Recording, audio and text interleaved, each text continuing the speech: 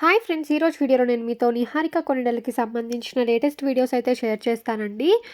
తను నిర్మాతగా, యాక్టర్‌గా, అలాగే యాంకర్‌గా అందరికీ సుపరిచితమే. అలాగే మెగా ఫ్యామిలీకి సంబంధించిన నిహారికకి మంచి ఫ్యాన్ బేసే ఉంది.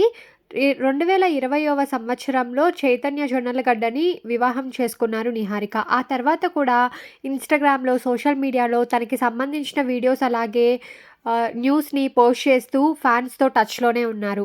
ఈ వీడియోలో నేను మీతో నిహారిక కొనిడలకి సంబంధించిన మేకప్ వీడియోస్‌తో పాటు కొన్ని డాన్స్ వీడియోస్ అలాగే తనకి సంబంధించిన మీరు చూడని వీడియోస్ అయితే షేర్ చేస్తానండి.